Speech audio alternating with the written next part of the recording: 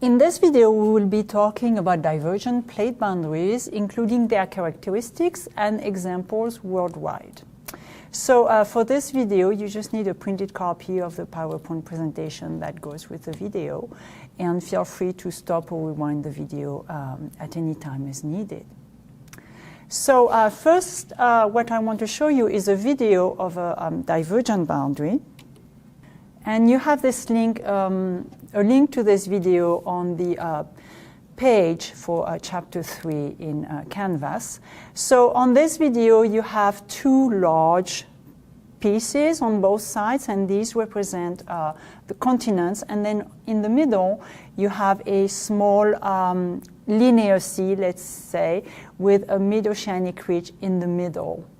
And so the way a divergent boundary works is that you have tensional stress that pulls the plates apart, and you have magma that comes from the mantle and fills in the cracks that are formed by this process.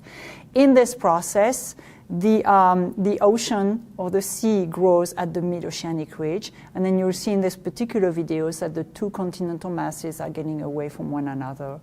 So this process goes on. So again, you're seeing the ocean that grows. We call this process seafloor spreading, and you see the continents that are getting farther and farther away from one another as the ocean floor grows. In your textbook, you also have this illustration, which is figure 3.20a in Chapter 3. And it shows you two plates. So notice the color of the plates. You have plate A that is kind of greenish, and then you have plate B that is kind of gray. So notice the boundary between the two plates is kind of jagged. It makes a huge, some huge right-angle turns. So the boundary starts, if we start from the top, the boundary between plate A and plate B is at the Rift Valley. So you have plate A on the left, plate B on the right, and that boundary is a mid-oceanic ridge. It's a divergent boundary. So at that boundary, at that mid-oceanic ridge, the seafloor is spreading, so it's expanding or it's forming, it's creating new seafloor. And as that process is going on, the two plates move away from one another. So you see three sections of mid-oceanic ridges, which is where you see rift valleys marked. The rift valleys are at the top of the mid-oceanic ridges, and that's where the seafloor spreading is going on. This whole figure would be under the ocean. It would be at the bottom of the ocean, out of sight. This is what's going on at the bottom of the oceans. So notice also that this mid-oceanic ridge is kind of interrupted.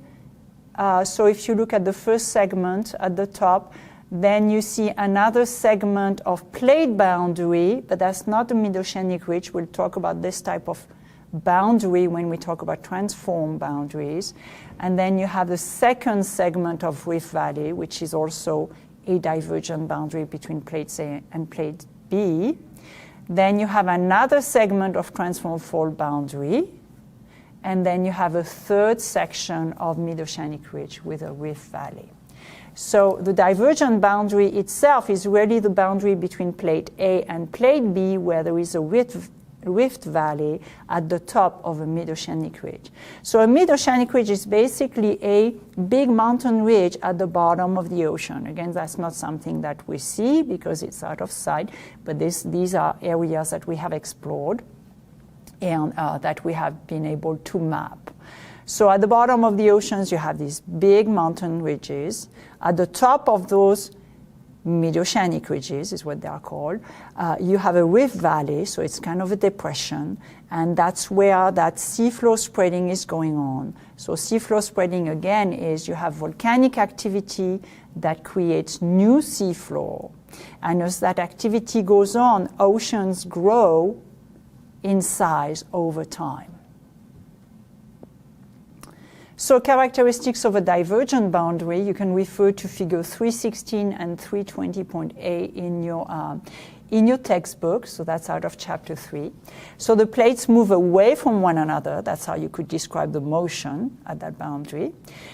in order for that to happen, so you have plates that are moving away from one another, you need tensional stress. So think of it as you're pulling on it. This type of stress or force is called tension or tensional stress. So it pulls the plates apart, and then that creates fractures, and in those fractures you have new material that comes in and that forms new seafloor. So we refer to that whole process as seafloor spreading.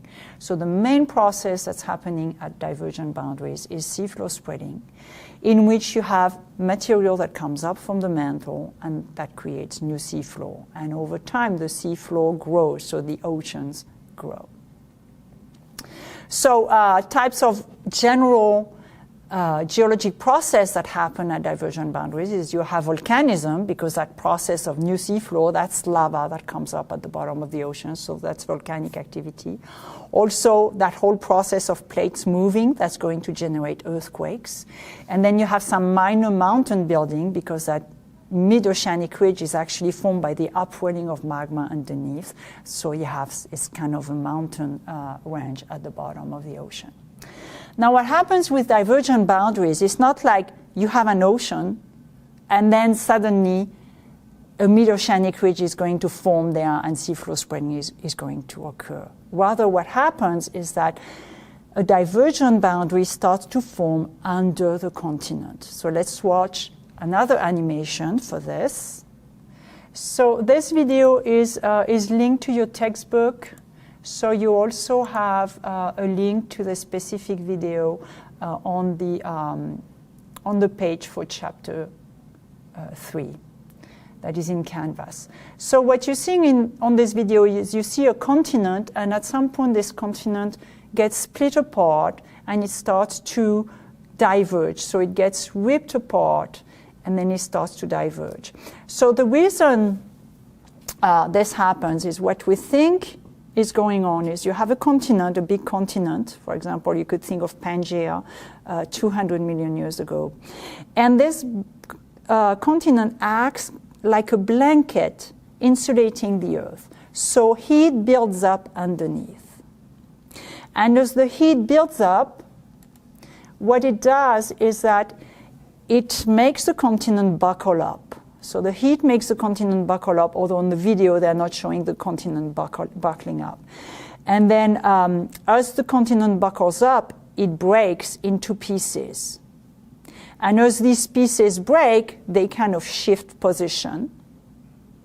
And eventually, over a few million years, the continent actually breaks apart. And of course, in all this process, the heat that's coming up brings lava at the surface. So you have a lot of volcanic activity. So eventually the continent breaks apart and you start to form a narrow sea. We call this a linear sea because it's like a line. Okay, it looks like a line. It's narrow, so it's narrow and long. And then as the process would go on for hundreds of millions of years, then you start to form a big ocean. So, so when we look at the formation of a divergent boundary, we break it up into 3 different stages. And you have that in your textbook in figure 3.16. So in figure 3.16, you have the top illustration, which represents the breaking of the continent. So that's the first stage of the formation of a divergent boundary. So we refer to that stage as the continental rifting stage. The continent is being rifted. So again, you have heat coming up because the continents act like a blanket and heat accumulates underneath. That heat makes the continent dome up and crack. And so you see in the top illustration here, you have blocks of continental crust that have shifted. Okay. So notice as the blocks have shifted, you have areas that are high and areas that are low in the cross-section of the top illustration. So it gives you kind of a jagged profile with high areas and then low areas. Think of ranges and basins and ranges and basins, or basins and ranges. As the process goes on for a few million years, you get to the second illustration in figure 3.16, in which you have a linear sea. So again, this is a narrow and long sea. You have an active mid-oceanic ridge that with seaflow spreading in the middle of that sea. So the seaflow is growing, but now we call it a sea and a linear sea because it's, again, narrow. It hasn't been forming for many millions of years, only maybe a few. And then eventually, over tens and hundreds of millions of years, you form an ocean. Notice that in the process, the original continent has been broken into two pieces, and then the two pieces get farther and farther away from one another over time. So again, the formation of a divergent boundary, we consider that it forms in three different stages. We have the continental rifting stage. So divergence starts on the continent. Then we have the linear sea stage.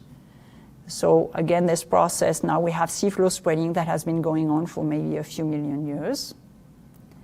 And then we have the ocean stage, in which we get a really big ocean that forms for hundreds of millions of years.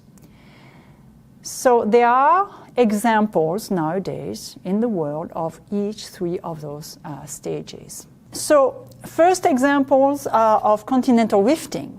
So there are two main examples that you need to know about and that you also need to be able to locate on the map of the world. The East African rift valleys. So the East African rift valleys are the continental rifting stage of divergent boundary. So I'll show you this on a map in a few seconds. The basin and range. Where we live in Nevada, we are the heart of the basin and range. So why do we have all of those basins and ranges? That's because the continent is being broken apart, is being rifted right over us or under us. And a possible future for us is that Nevada would be cut into pretty much like right through Fallon is what's being surmised. And we would have Western Nevada on one continent then, and then Eastern Nevada on the other continent. Do we have to worry about that? No, because that's going to take still tens of millions of years. Linear sea examples that you would need to know and be able to locate are the Red Sea and the Gulf of California. And then examples of oceans, Mid-Atlantic Ridge with the Atlantic Ocean, of course, and then the East Pacific Rise to the east of the Pacific Ocean. So let's look at some maps. This is a map of, this is a false color satellite image of the southwestern US with parts of Mexico. And I'll highlighted with a red outline the basin and range of this area, so the basin and range province. So what you notice on this false color image is you have ranges that are kind of brownish in color, and in between you have basins that are kind of greenish. And they are kind of parallel. Now, they don't have the same orientation all over the basin and range, but over Nevada, they are pretty much from north-northeast to south-southwest. So, and if you think about it, if you were to travel on Highway 50 from here to the Utah border, or on Highway 80, you have to go over ranges and down into basins and over a range and another basin and so on. So this landscape is the result of continental rifting.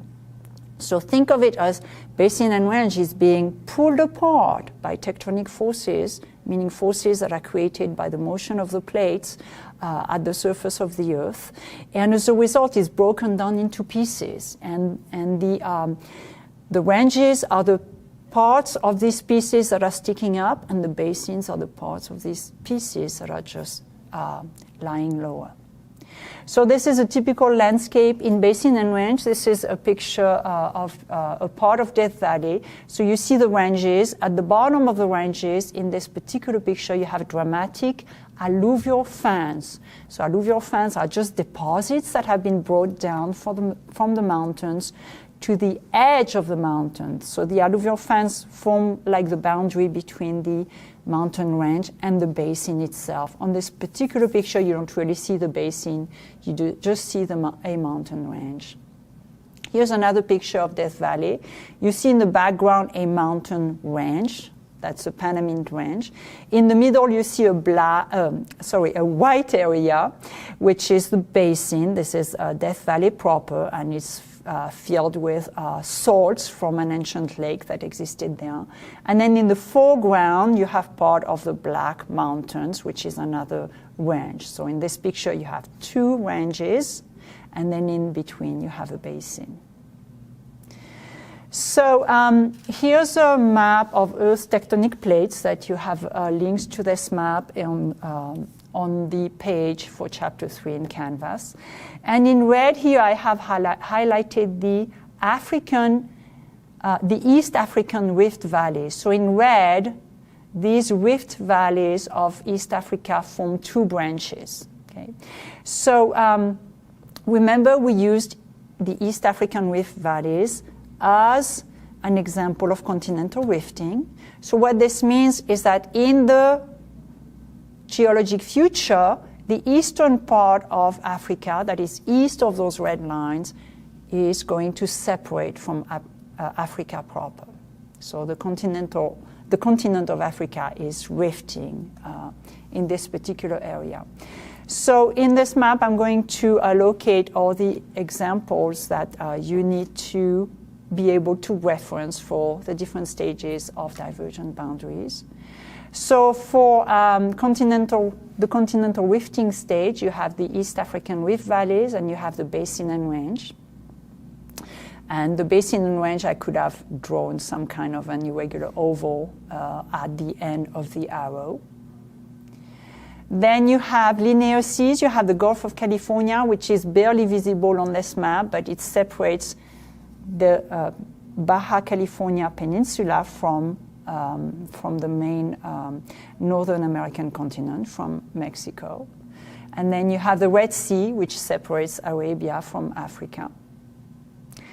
And then you have the Mid-Atlantic Ridge. Now, I'm only pointing into one area of the Mid-Atlantic Ridge, but the Mid-Atlantic Ridge goes all the way through the Atlantic, from the northern end of the map to the, not quite the southern end, but where I wrote East African rift valleys.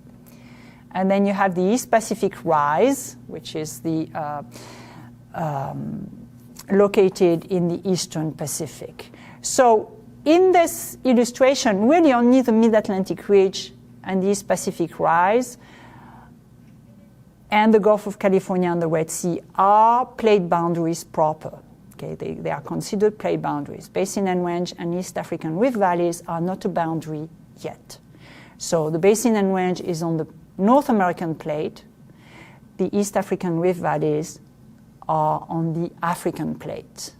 But all of the other examples here are an actual boundary between two plates. So for example, you could say that the Red Sea is a boundary between the Arabian plate and the African plate. The Gulf of California is a boundary between the North American plate and the Pacific plate, and so on. So with all this in mind, I just have a few questions for you to answer. So the first one is, which of the following statement is not true about divergent boundaries? And when you have to say something that's not true, it's always a little bit tricky, so you really need to read all of the statements. So new seafloor is formed by the process of seafloor spreading. Well, that is true. That's what happens at divergent boundaries. B, seafloor spreading occurs at mid-oceanic ridges. Again, that's a description of what happens at divergent boundaries.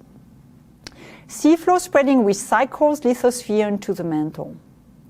So recycle would mean that it's taking something, taking it into the mantle, and kind of melting it down. Well, here we have the opposite process. We're actually creating new lithosphere at the mid-oceanic ridges. We're not recycling. So C is probably the correct answer, but let's go through the other two just to make sure. Plates move away from one another. That's what happens at divergent boundary. Tensional stress is characteristic. That's also a characteristic of divergent boundaries. So the answer is C. And again, that's because the process of seafloor spreading is not recycling lithosphere, it's making new lithosphere. So it's not breaking it down. The following location is an example of the first stage of divergence, which we call continental rifting. Gulf of California, no, we know this is a linear sea. Atlantic Ocean, no, that's the ocean stage. East African Rift Valleys, yes, that is an example of continental rifting. Red Sea, no, because that's a linear sea.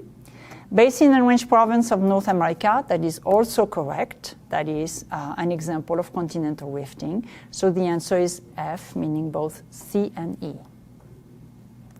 Next question, the Atlantic Ocean represents which stage of divergence? Well, we know that it's the oceanic stage, and it's called an ocean, so it's the oceanic stage. So the answer is C, ocean. The Red Sea represents which stage of divergence? Well, it's called the sea, so most likely it's a linear sea. It's one of the examples that we need to remember. So the answer is B, linear sea. And this concludes our presentation on divergent boundaries.